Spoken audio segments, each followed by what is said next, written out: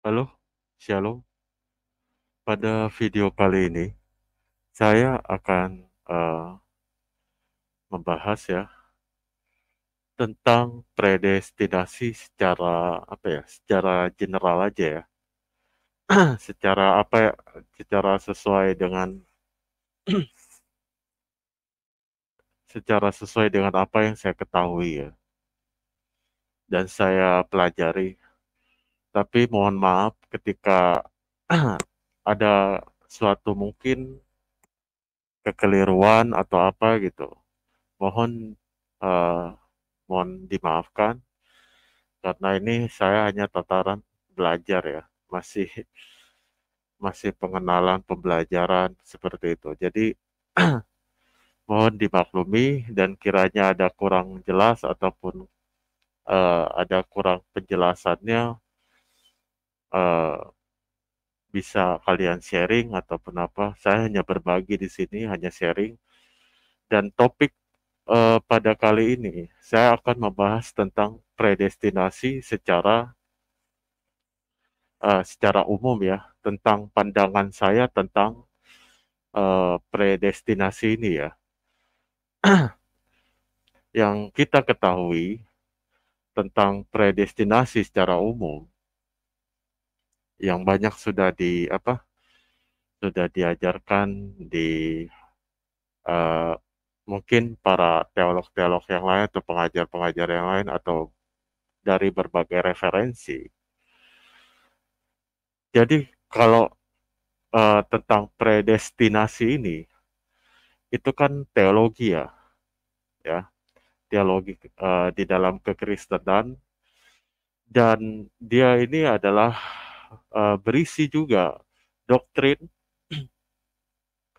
yang juga mengatakan atau menyatakan bahwa semua peristiwa di dalam dunia ini ataupun di dalam alam semesta itu sudah ditentukan oleh Tuhan gitu, udah ditentukan oleh Tuhan Allah gitu. Dan ini biasanya dikaitkan dengan nasib akhir ataupun takdir seseorang gitu. Karena predestinasi ini adalah em, sebuah sebuah sebuah konsep religius gitu dari kekristenan yang melibatkan Tuhan dengan ciptaannya gitu. Jadi eh, ba- apa ya, predestinasi ini kan dipopulerkan juga oleh doktrinnya Calvinis ya pada saat itu. Jadi doktrin predestinasi ini dipopulerkan oleh Calvinis yang diambil sumbernya itu dari Alkitab gitu. Jadi di dalam doktrin predestinasi ini gitu, eh, itu mengajarkan tentang keselamatan kekal seseorang gitu. Jadi ditentukan sejak semula di dalam kekekalannya.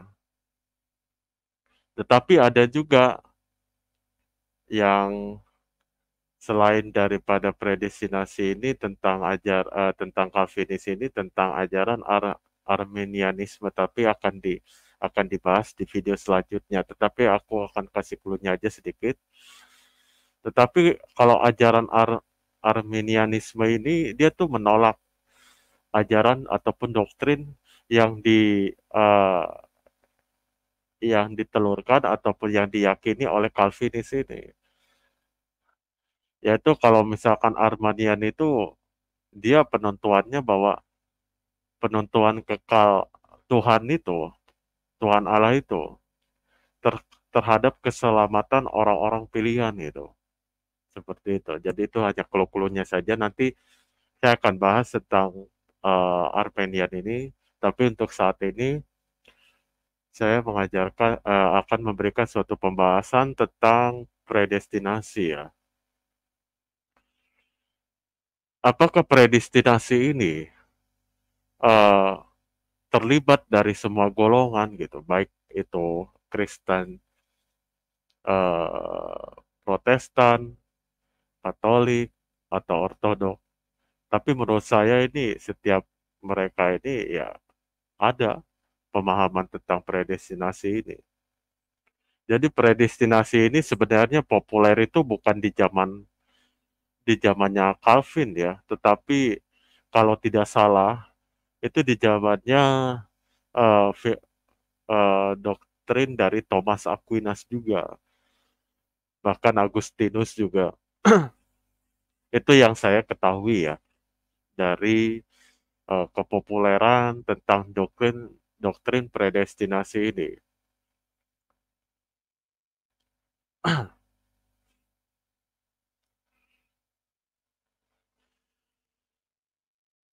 Kalau tapi sebelumnya begini, ini bicara santai aja.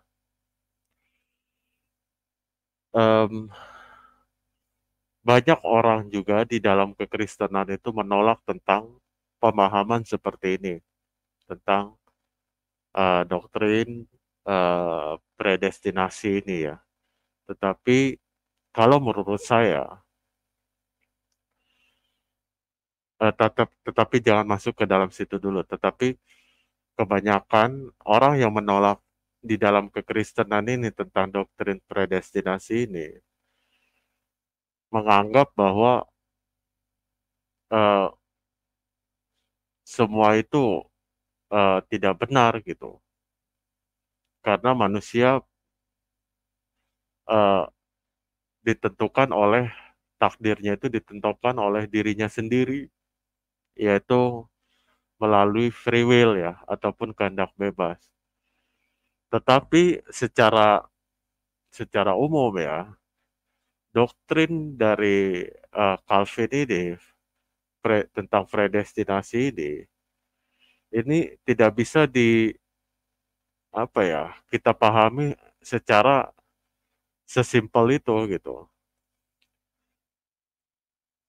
Tidak bisa diajarkan sesimpel itu karena Calvin itu sebenarnya itu tidak menolak tentang kehendak bebas itu, tidak menolak. Hanya saja dia berpikir bahwa setelah dia mendalami Alkitab bahwa Tuhan itu memiliki kedaulatan. Terus kalau dikatakan kepada saya, apakah Tuhan Allah itu memiliki suatu kedaulatan? Kalau saya percaya, kalau saya percaya bahwa Tuhan itu memiliki kedaulatan. Nah, tentang referensi tentang predestinasi ini bisa kalian baca juga di Kisah Para Rasul ayat 4, ayatnya yang keempat, eh, Kisah Para Rasul 4 ayat 27 maksud saya sampai 28.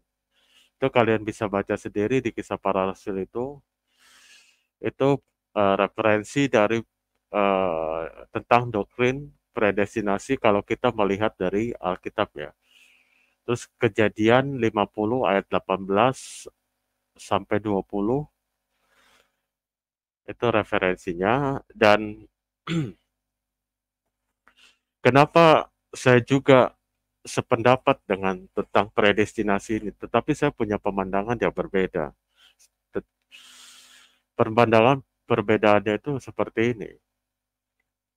Saya sebagai seorang Kristiani, sebagai seorang Kristen, saya tidak pernah menolak tentang kehendak bebas. Tentang kehendak bebas manusia itu saya tidak pernah menolak. Bahwa manusia itu kan bisa menentukan pilihan, ya. Tetapi saya tidak berhak membatasi kedaulatan Allah ataupun kehendak Allah. Baik itu penentuan Allah atau tidak. Karena saya percaya bahwa ketentuan itu Tuhan itu memilikinya. Jadi Allah menentukan siapapun itu bisa. Allah menentukan orang yang diselamatkan bisa, Allah menentukan orang yang untuk dibinasakan pun bisa. Karena saya tidak mau menjadi orang yang membatasi kuasa Tuhan itu tidak bisa. Karena saya percaya, meskipun Tuhan Allah memiliki firman, itu tidak ada membatasi satu sama lainnya. Bagaimana kita bisa berpikir bahwa Tuhan Allah itu maha kuasa kalau kita sendiri membatasinya? Akan mengatakan Tuhan itu tidak adil ataupun Tuhan itu kejam segala macam. Sesimpel itu pikiran manusia gitu. Tetapi kalau kita melihat Alkitab gitu, melihat sejarah panjang ya, banyak sekali yang saya sudah sebutkan itu tentang referensinya. Baik dalam dalam perjanjian lama, di dalam kitab Kejadian 50 ayat 18 sampai 20. Itu kalian bisa baca sendiri. Dan saya akan memberikan suatu referensinya juga diambil dari Efesus Efesus 1 ayat ayatnya yang keempat sampai keenam. Begini isinya firman Tuhan. Sebelum dunia ini diciptakan, Allah tidak memilih kita. Allah telah sebelum dunia ini diciptakan, Allah telah memilih kita untuk menjadi umat-Nya melalui hidup bersatu dengan Kristus. Perhatikan baik-baik. Jadi predestinasi Allah ini apa? Menentukan keselamatan manusia itu melalui jalan Kristus. Itu. Makanya ada tertulis di dalam perjanjian baru. Sungguh besar kasih Allah akan dunia ini. Sehingga dia mengaruniakan anak yang tunggal. Itu kan. Nah, saya teruskan ya. Dari Efesus 1 ayat yang keempat sampai ke-6 ya. Allah telah memilih kita untuk menjadi umat-Nya melalui hidup bersatu dengan Kristus supaya menjadi suci. Ingat, perhatikan kalimatnya baik-baik. Supaya kita menjadi suci. Kita yang berdosa, tidak bisa mengkuduskan diri kita sendiri dengan pilihan kita sendiri, tidak bisa. Karena yang berhak itu adalah Allah itu sendiri yang mengkuduskan manusia berdosa itu. Perhatikan kalimatnya, supaya kita menjadi suci dan tidak bercacat celah di hadiratnya. Karena kasihnya, Allah telah membuat keputusan untuk menjadikan kita anak-anaknya melalui Yesus Kristus. Itulah keinginan dan kehendak Allah. Perhatikan baik-baik. Itulah keinginan dan kehendak Allah. Jadi itu alasannya. Bukan hanya itu alasannya, nanti saya akan paparkan di ayat Alkitab sebagai referensi yang lain gitu. Supaya saya tidak dikatakan ngalor ngidul gitu. Marilah kita memuji Tuhan Allah bagi rahmat-Nya yang mulia, yang dikaruniakannya kepada kita melalui anak yang dikasihinya. Jadi perhatikan, Allah telah memilih kita untuk menjadi umat-Nya,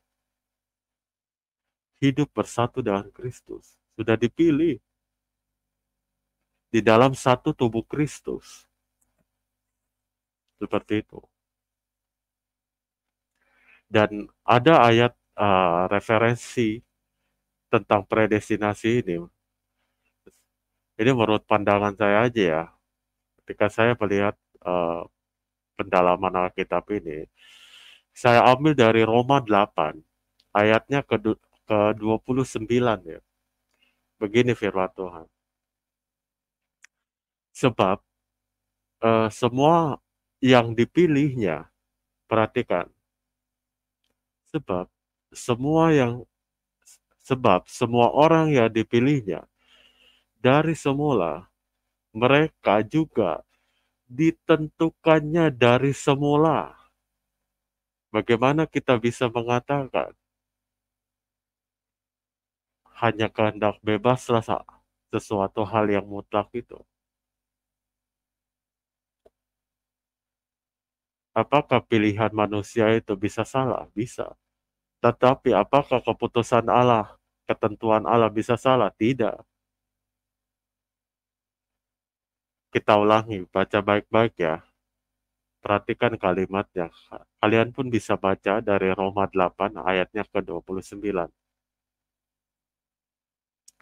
Sebab semua orang yang dipilihnya dari semula, mereka juga ditentukannya dari semula untuk menjadi serupa dengan gambaran anaknya, supaya ia, anaknya itu, menjadi yang sulung di antara banyak saudaranya. Perhatikan kalimat itu. Terus ada lagi nggak kira-kira ayat referensinya? Ada. Nah, karena ini udah saya buat video ini udah malam ya, tengah malam, jadi mungkin penjelasannya uh, agak ini ya, agak terbatas. Jadi saya juga udah mulai ngantuk-ngantuk juga. Saya telat ya membuat videonya. Saya buat ini tengah malam ini. Jadi oke, kita lanjut ya. Di ayat referensinya di dalam Alkitab tentang predestinasi itu diambil dari Roma 8 eh, ayat ayatnya Roma 8 ayatnya ke-17. Begini isi firman Tuhan. Dan jika kita adalah anak Allah, maka kita juga adalah ahli waris. Maksudnya, orang-orang yang berhak menerima janji-janji Allah, yang akan menerimanya bersama-sama dengan Kristus, yaitu jika kita menderita bersama-sama dengan Dia. Ingat baik-baik, seorang pengikut Kristus yang sudah ditentukan untuk selamat itu, dia harus mengambil bagian penderitaan Kristus itu, menderita bersama-sama dengan Dia. Tapi saya nggak mau menjelaskan hal ini ya terlalu dalam ya, takutnya menyinggung orang lain. Saya tidak mau seperti itu, menyinggung pihak lain atau gimana, saya nggak mau. Tetapi harus diperhatikan aja ini kalimatnya baik-baik ya. Dalam ayat Alkitab ini, jika kita percaya kepada Kristus, menjadi pengikut Kristus itu, kita pun harus mengambil bagian penderitaan Kristus itu. Ini ayat Alkitab loh yang berbicara, bukan dari asumsi saya, bukan. Tetapi dari Alkitab itu sendiri, dari firman Tuhan itu sendiri. Supaya kita juga dipermuliakan bersama-sama dengan Dia. Itu.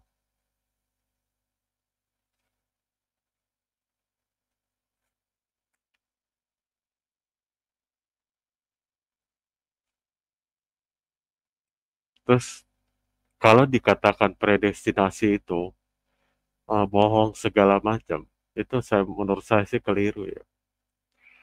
Karena orang itu memandangnya atau memahaminya sesimpel itu. Orang yang memiliki suatu pandangan tentang predestinasi ini, itu tidak sembarangan. Maksudnya, dia tidak pernah menolak tentang kehendak bebas itu, dia tetap menggunakan itu. Tetapi dia mempercayai bahwa Tuhan itu memiliki suatu ketentuannya, memiliki suatu kedaulatannya, memiliki suatu kuasanya atau kehendaknya juga. Itu, jadi nggak bisa kita apa ya, menafsirkan, eee, pandangan seseorang itu sesimpel itu gitu. Itu kayaknya nggak, apa ya, kurang relevansi gitu, nggak relevan kayak begitu.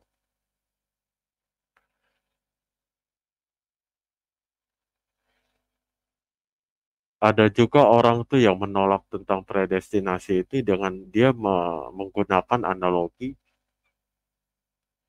kalau kalau tidak, jadi dia menolaknya itu menghilangkan tentang kehendak bebas itu. Dan dia beranalogi seperti ini, kalau tidak ada kehendak bebas, masa orang tuh diam aja, terus menerima takdirnya? Tidak seperti itu. Pandangan saya ya, tentang predestinasi ini, saya tetap meyakini kehendak bebas manusia. Tetapi saya sebagai manusia harus harus berpikir dan menerima tentang ketentuan Tuhan. Masa kita membatasi Tuhan memiliki ketentuan, untuk memiliki ketentuan? Kita ini siapa gitu? Bukankah dunia ini syarat akan dosa dipenuhi? Berbeda ketika Tuhan berbicara di dalam kerajaan sorga.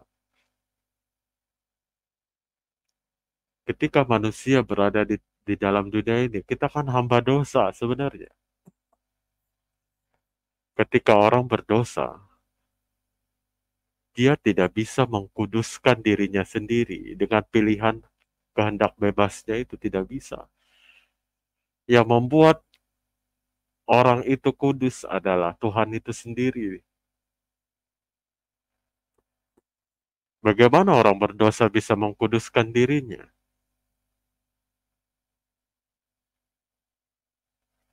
Oke lah, misalkan karena dia sudah mentaati atau mendengarkan firman Tuhan dan mentaati.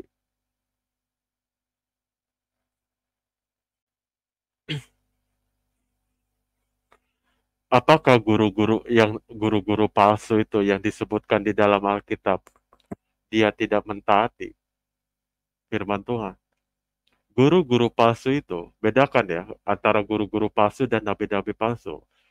Guru-guru palsu itu dia mengajarkan firman Tuhan ada tujuannya demi kekayaan, demi uang, demi popularitas. Itulah guru-guru palsu yang disebutkan. Ini berbeda antara guru-guru palsu dan nabi-nabi palsu, itu berbeda. Orang yang mengaku nabi, orang mendapatkan suatu wahyu dari Tuhan, padahal tidak. Itu nabi-nabi palsu. Dan merebut apa, apa namanya, membentuk suatu pengikut-pengikut segala macam untuk mempercayai tentang kebusukannya itu, rencana kebusukannya itu. Seolah-olah dia memberikan firman segala macam, tetapi itu nabi-nabi palsu. Seperti itu. Jadi, eh, saya harapkan jangan ada salah, apa ya, ini kalau efek udah tengah malam ya. Lagian ngantuk juga sih. Jadi jangan sesimpel itu memandang, wah, predestinasi ini kelewatan, sudah ditakdirkan. Enggak. Saya tidak mau ibaratnya membatasi Tuhan tentang ketentuan-ketentuan Tuhan, itu saya tidak mau. Karena ketika kita ditentukan oleh Tuhan gitu, misalkan manusia ditentukan oleh Tuhan, apakah manusia itu tahu sebenarnya secara real time? Kan enggak, nggak seperti itu kan?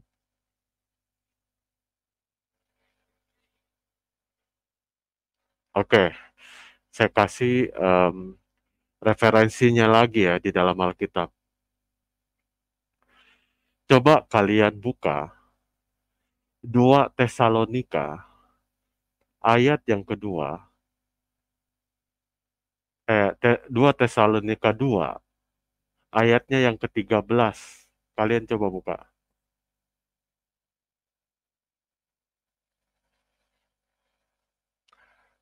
Kita baca ya.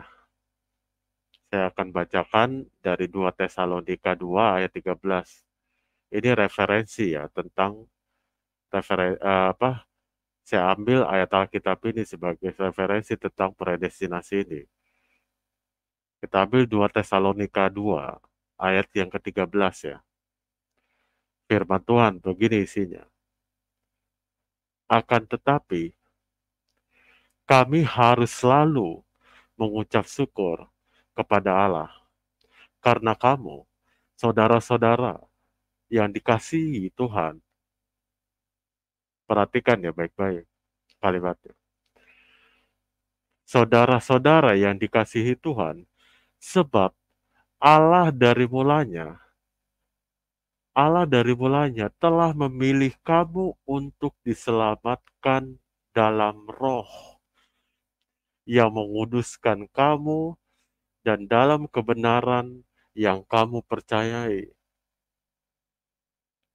Coba sekarang bisa nggak bantah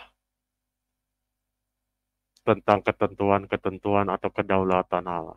Bisa nggak bantah? Saya ingin tahu aja. Apakah ayat ini salah? Tadi saya sudah memberikan referensi berapa ayat itu di dalam Alkitab.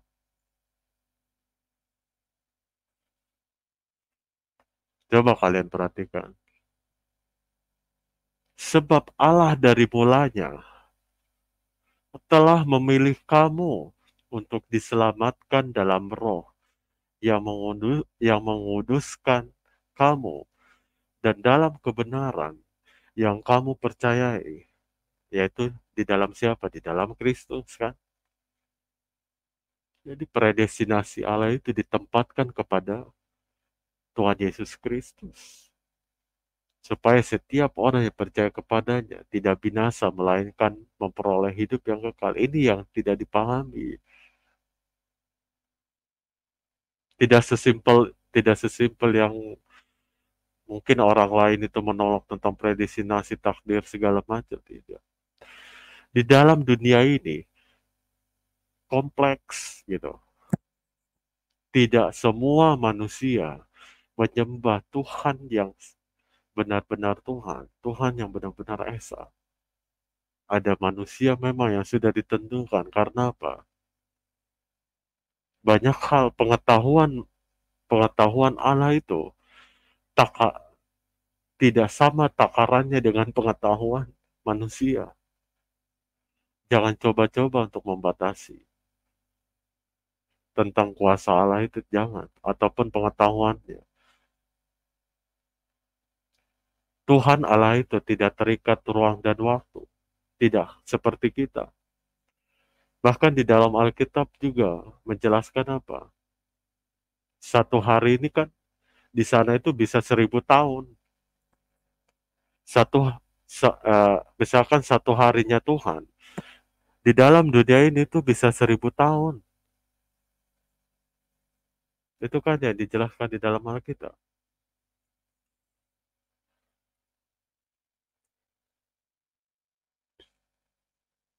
Jadi tolong pahami baik-baik. Jadi jangan asal ini dan itu. Apa ya? Saya sih nggak berani ya membatasi tentang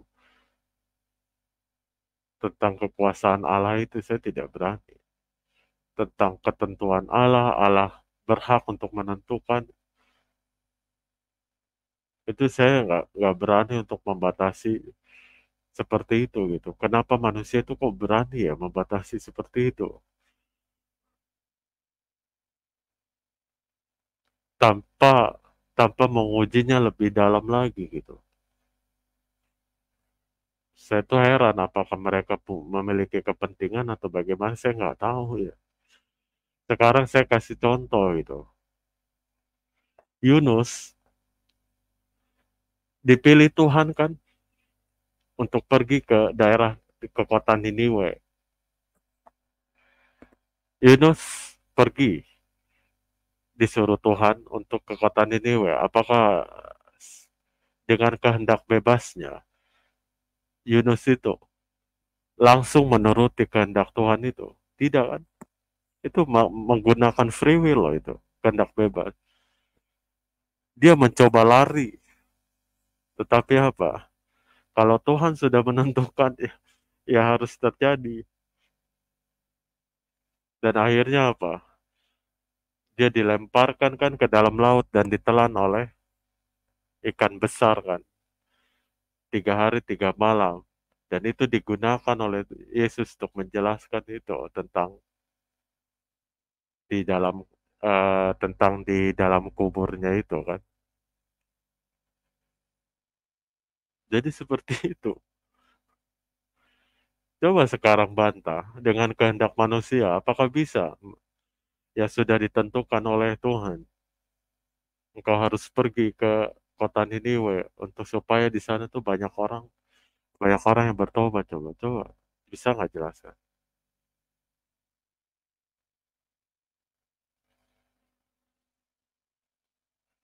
Coba kira-kira menurut kalian tuh bagaimana? Terus tentang Firaun, Tuhan sudah menentukan Firaun tuh binasa sampai benar-benar mengeraskan hatinya. Coba baca itu Alkitab baik-baik.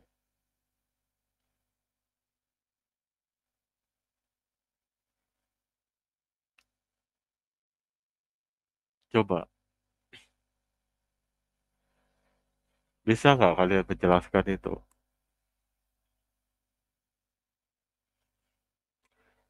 Oke, saya kasih apa ya? Saya kasih referensi ayat dari Perjanjian Baru lagi ya tentang predestinasi.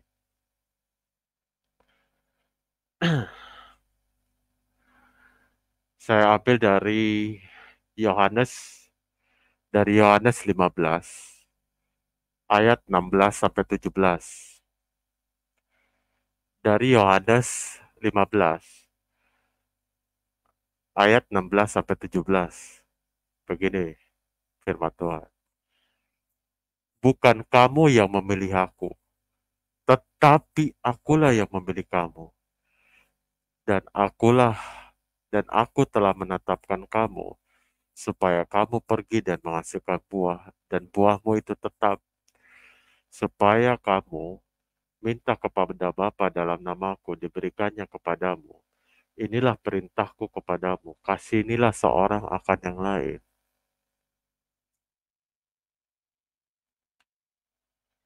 Apakah itu berlaku kepada pengikut Kristus? Seperti saya ini, bisa seperti kalian semua yang percaya di dalam Kristus. Apakah ini berlaku? Berlaku.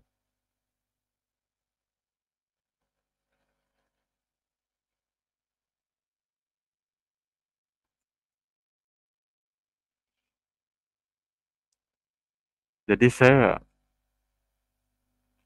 bukan berarti kita beda pandangan atau beda eh, cara memahaminya terus kita kita apa menjadi ataupun menjadi musuh itu jangan ya. Jadi kan jangan sampai orang itu menyesatkan tetapi ayat Alkitab menjelaskan tentang ini kan. Saya jujur aja ya orang ya, saya tidak mau berpikir untuk membatasi kuasa Tuhan itu, baik dalam ketentuannya, baik tentang kedaulatannya, baik tentang kehendaknya. Saya tidak mau.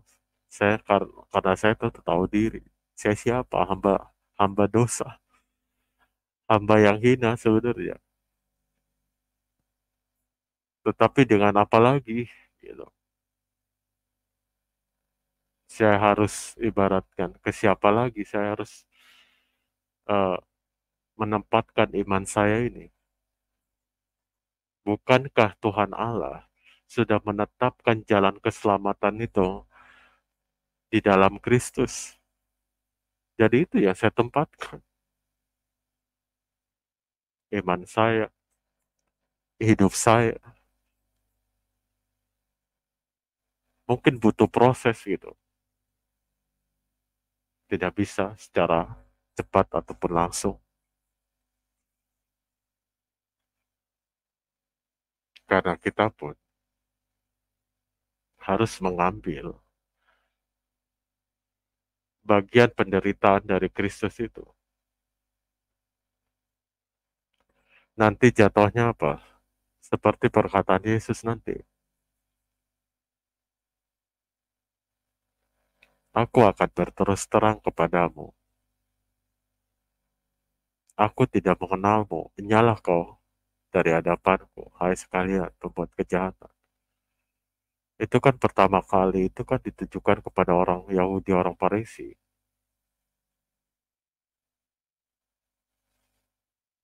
Ibaratnya yang bebal gitu. Mereka menantikan sang juru selamat padahal sudah ada di depan mata mereka.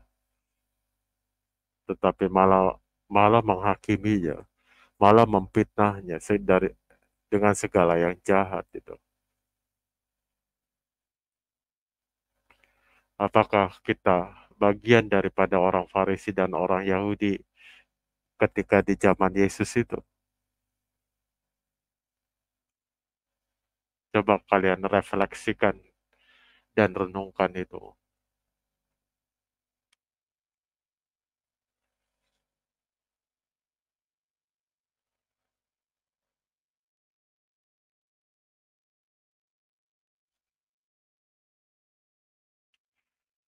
Apakah pengorbanan Yesus itu sesederhana dengan perbuatan manusia itu menjadi kudus?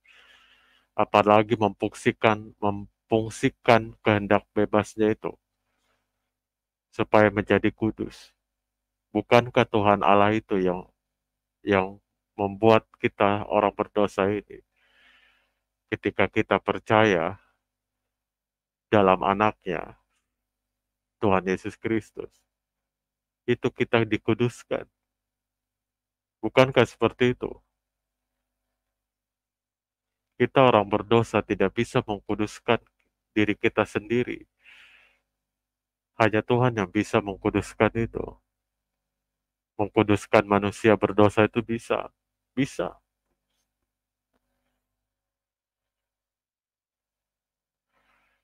Terus kita berpikir bahwa kita ini dari awal itu tidak bercacat celah gitu. Tidak berdosa.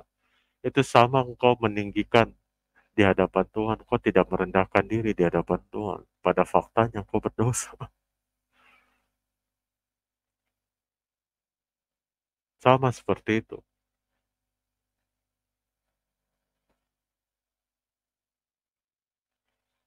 Jadi pada saat itu, setiap golongan pun memiliki doktrin sebenarnya. Predestinasi itu bukan populer di zaman Calvin, bukan.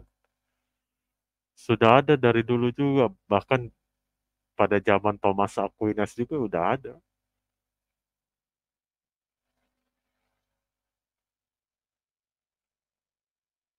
Jadi itu bukan buah pikir Calvin semata-mata, bukan. Jadi kalian jangan keliru gitu dalam apa ya, memahami hal seperti ini.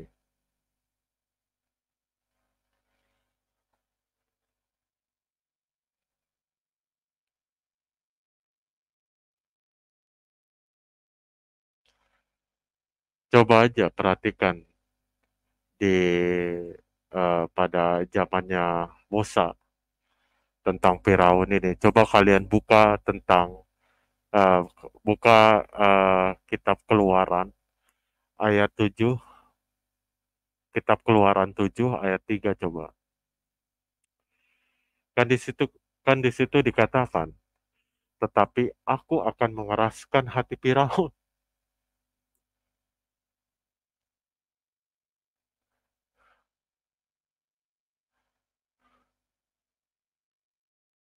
Itu ada di Keluaran 7 ayat 3. Firaun kan sudah ditentukan untuk binasa.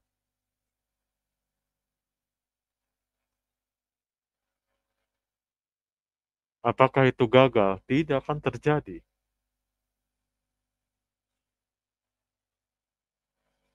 Kita itu sudah ditentukan selamat oleh jalan Kristus itu. Makanya Yesus peringatkan. Nih, ini peringatan ya, peringatan lagi. Makanya Yesus kasih peringatannya begini. Jangan hidup seperti engkau tidak mengenal Allah.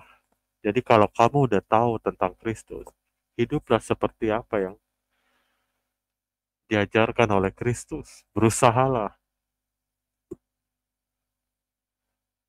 Bukankah kita ditebus gitu oleh darah anak domba itu, oleh Yesus Kristus tuh.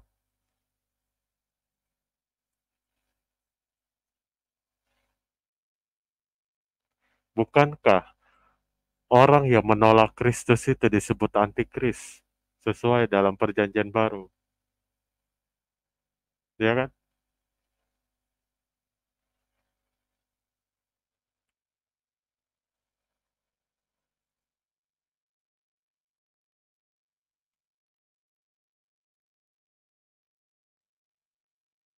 Coba jelaskan tentang hal itu.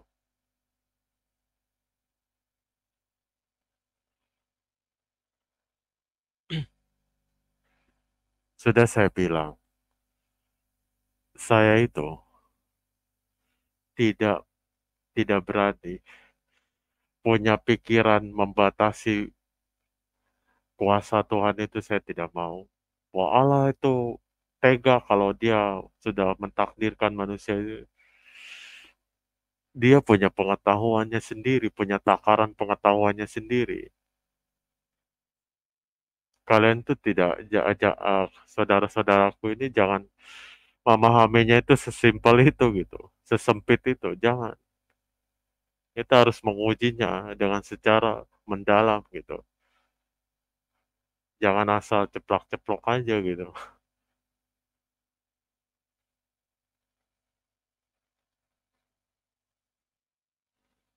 Terus apa artinya gitu perumpamaan tentang gandum dan ilalang itu? Ketika pemilik kebun itu membiarkan gandum dan ilalang itu tumbuh bersama. Kan di masa panennya itu tetap tidak menghilangkan dia sebagai ilalang, tidak menghilangkan sebagai gandum kan ketika masa panen. Tetapi kan tetap dipisahkan kan. Artinya apa? Ditentukan kan. Yang ilalang ini untuk dibinasakan. Bukankah begitu?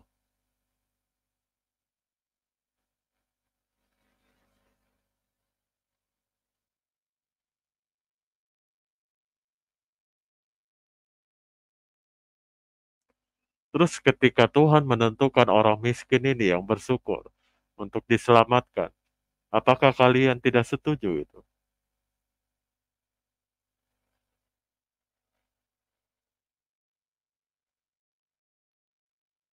Coba pikirkan baik-baik.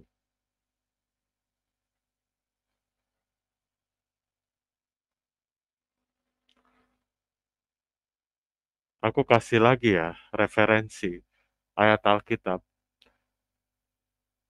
Kita buka coba dari Yohanes 17 ya.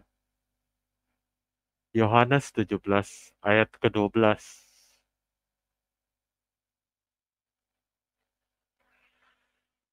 Jadi begini firman Tuhan. Selama aku bersama mereka, aku memelihara mereka dalam namamu, yaitu namamu yang telah engkau berikan kepadaku. Aku telah menjaga mereka, dan tidak seorang pun dari mereka yang binasa.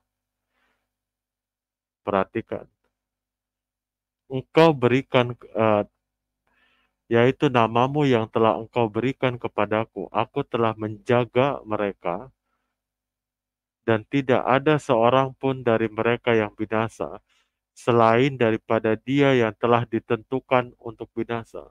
Artinya apa? Apakah di situ tidak ada kedaulatan Tuhan?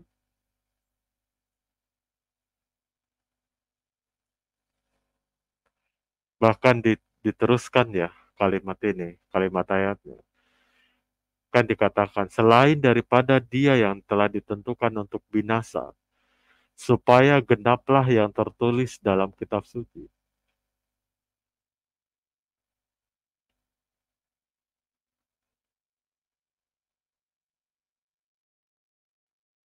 Saya pribadi tidak menolak tentang kehendak bebas, tetapi buat saya kehendak bebas itu free will.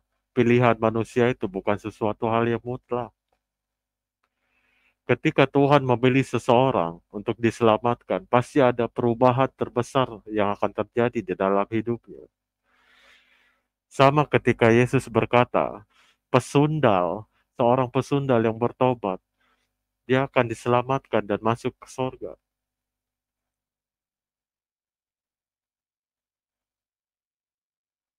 Apakah itu sudah ditentukan? Ya sudah ditentukan. Pada faktanya apa? Tidak semua akan pesundal masuk dalam kerajaan Allah. Tetapi yang sudah ditentukan, dia yang bertobat,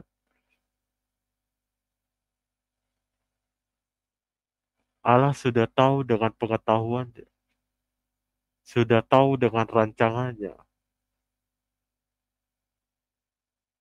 Takaran manusia itu, takaran manusia itu tidak sama takarannya dengan Tuhan, berbeda.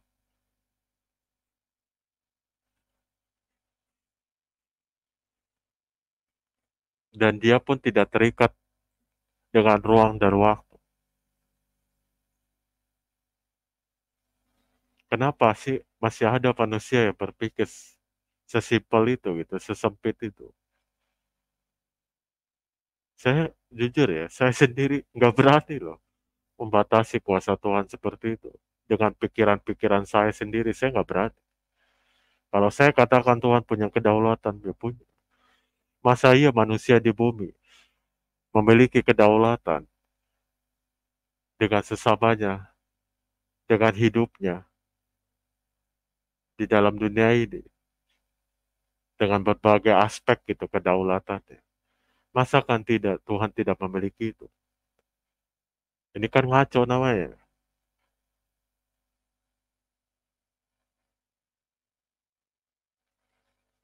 Manusia aja bisa menentukan apa yang dia suka untuk dimakan. Masa Tuhan tidak bisa menentukan?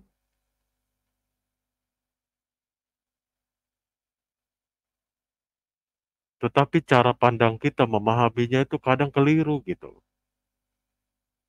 Bagaimana kalau penentuan itu diserahkan kepada Yesus Kristus sebagai jalan keselamatan bagi orang yang percaya, bagi orang yang diselamatkan gitu. Apakah sebagai Kristen menolak tentang hal itu? Kan tidak kan?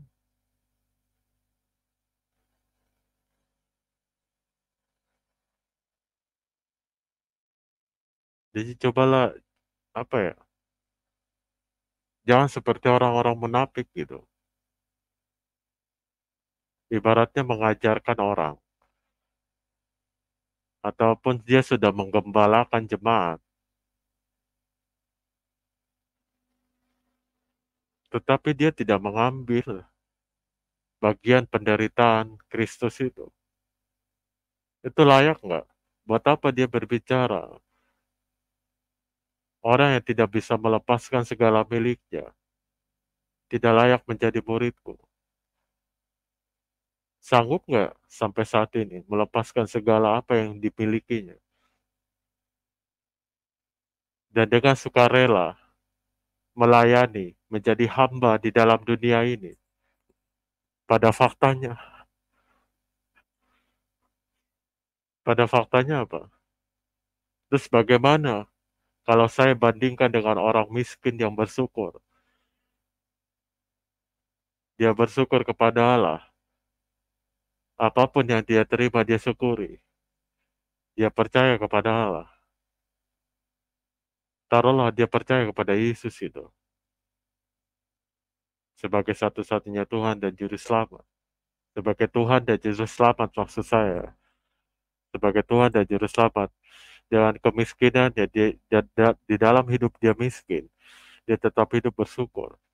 Apakah orang miskin ini tidak menderita? Menderita nggak dia? Menderita. Tetapi apa yang dikatakan Alkitab tentang orang miskin ini? Ada nggak? Apa yang dikatakan para rasul di dalam Alkitab Perjanjian Baru? Bukankah orang miskin yang bersyukur kepada Allah, dialah pewaris kerajaan sorga?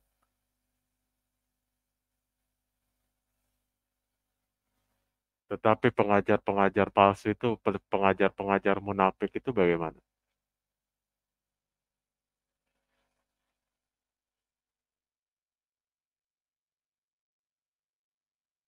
Bukankah dia akan dituntut besar juga kan?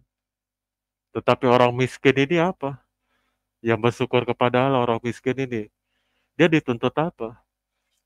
Sedangkan dia tidak menerima upah duniawi itu. Tetapi pengajar-pengajar itu kan mendapat upah upah pengajaran dia.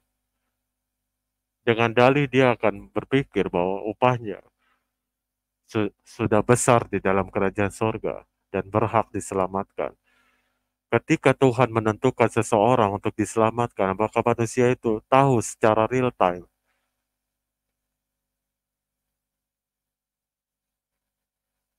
Nggak tahu kan?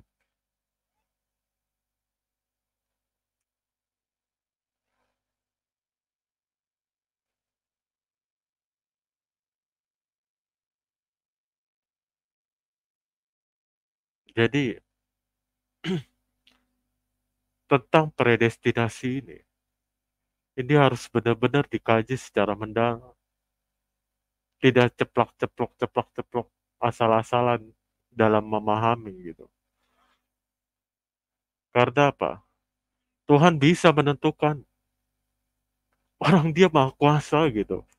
Kok manusia bisa-bisanya gitu membatasi? Dia tidak terikat ruang dan waktu. Bahkan ketika dia memiliki firman pun, dia memiliki Roh Kudus pun. Apakah satu dengan yang lainnya, keesaannya itu saling membatasi? Kan tidak. Jadi pikiran manusia itu menempatkan Allah tuh seperti itu ya. Kayak orang tuh nggak mengenal Allah gitu. Kayak seperti orang itu ingin mensejajarkan gitu pengetahuannya dengan pengetahuan Allah. Dengan kehendak Allah dengan kehendak manusia gitu. Apakah seperti itu? Kan tidak.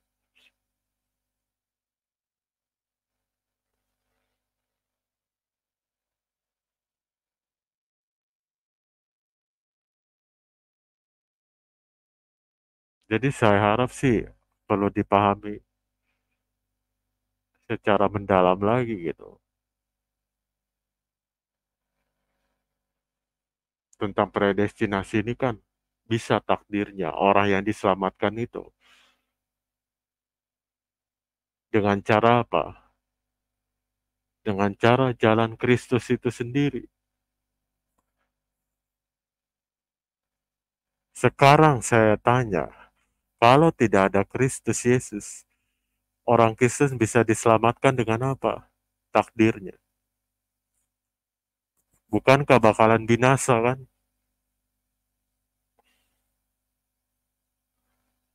Kalau tidak ada ketentuan Allah, Allah menentukan, misalkan, Mesias itu, Tuhan Yesus itu tidak akan datang ke dalam dunia. Firman yang menjadi manusia itu tidak akan ada. Dengan apa manusia bisa diselamatkan coba? Dengan perbuatan baik? Dengan apa? Saya ingin tahu aja. Orang-orang yang sesempit itu memikirkan pemahamannya tentang ataupun mengatakan predestinasi itu adalah keliru, adalah bohong segala macam. Langsung mengatakan tentang menolak tentang kehendak bebas. Padahal orang yang memiliki paham predestinasi itu tidak menolak tentang kehendak bebas loh.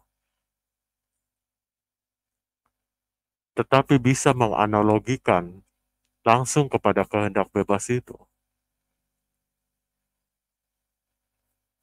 Tidak semudah itu Ferguson. Asik.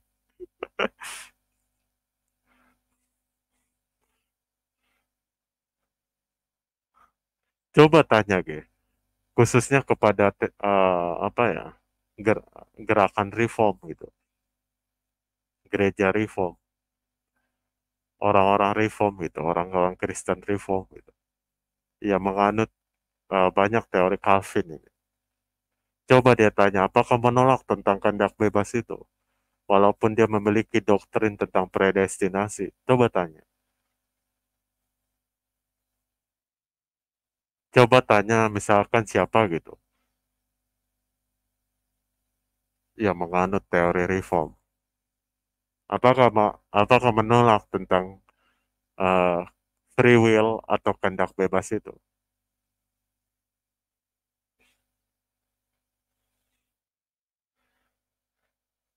Jangan sampai menganalogikan tiba-tiba gitu, langsung kepada free will, seolah-olah orang yang apa ya, yang memahami tentang doktrin predestinasi ini menolak tentang kehendak bebas manusia. Itu keliru menurut saya.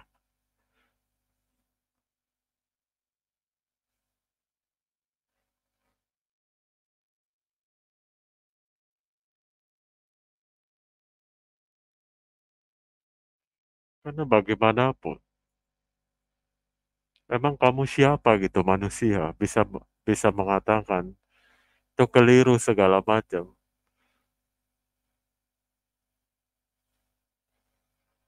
Sekarang bisa nggak menjelaskan tentang Yunus itu yang dipilih oleh Allah, tapi dengan kehendak bebasnya Yunus itu kan menolak untuk pergi ke Niniwe.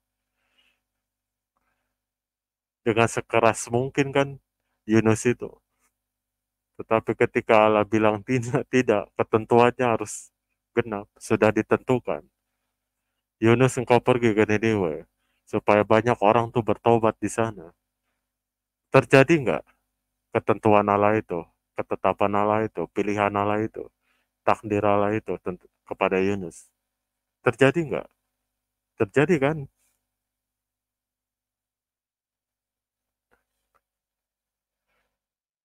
Kenapa sih sesempit itu gitu?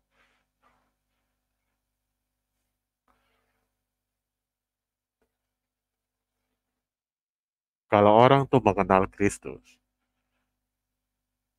buatlah dirinya itu supaya tidak menjadi orang yang tidak mengenal Allah gitu.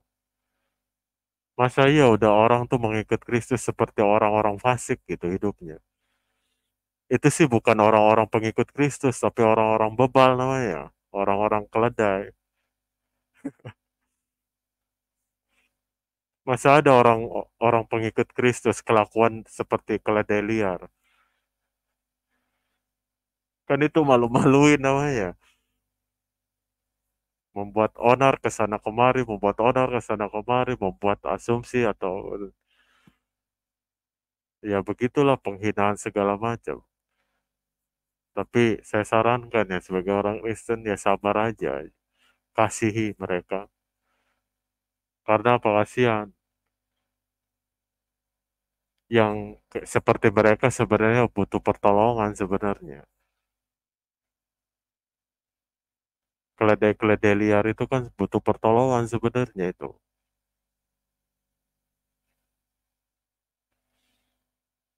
Anggap aja ketika mereka berbuat seperti itu efeknya,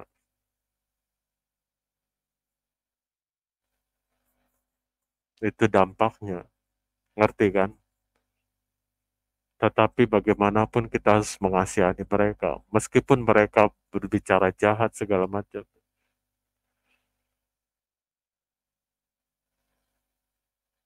Mereka itu butuh pertolongan loh sebenarnya.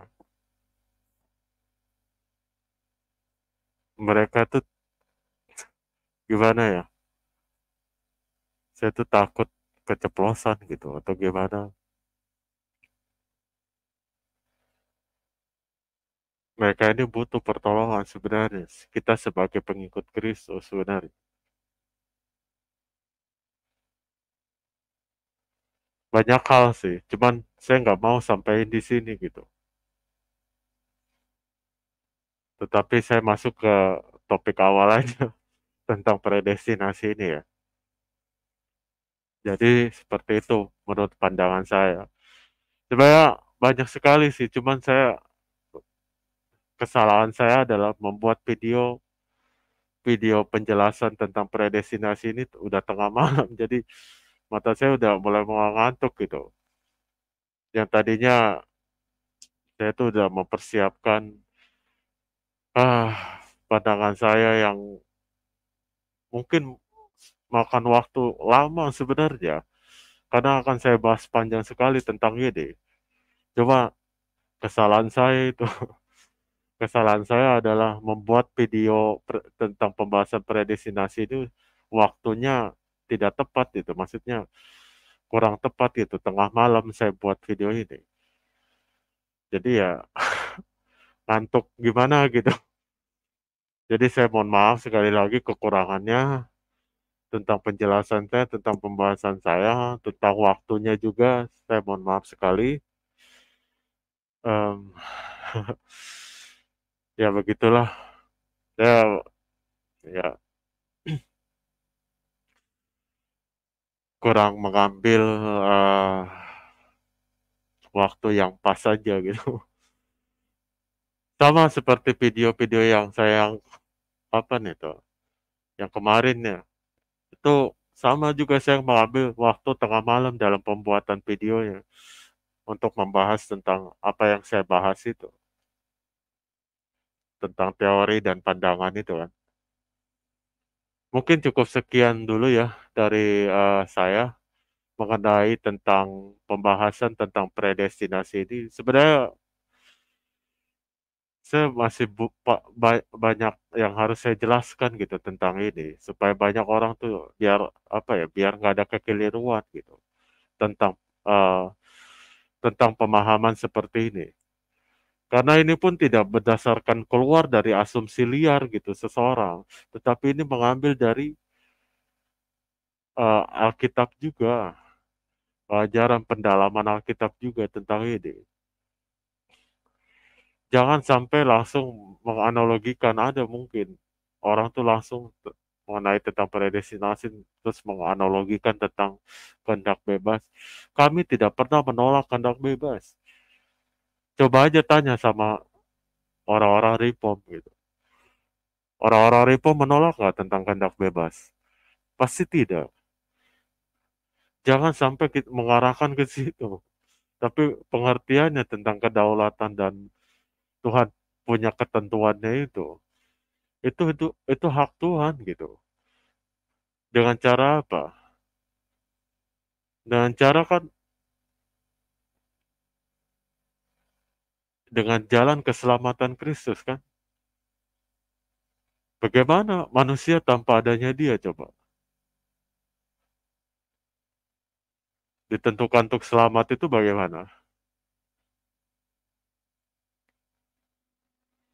Jalan keselamatannya kalau nggak ada Yesus bagaimana? Orang Kristen jalan keselamatannya atau esensi keselamatannya bagaimana kalau nggak ada Tuhan Yesus?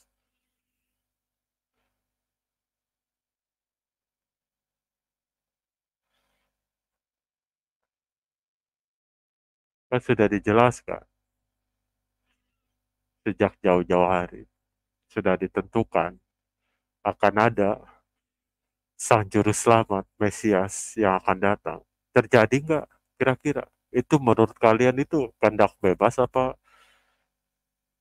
ketentuan Allah, takdirnya akan terjadi? Jangan jangan pernah biasakan memahami segala sesuatu itu sempit gitu pemikirannya.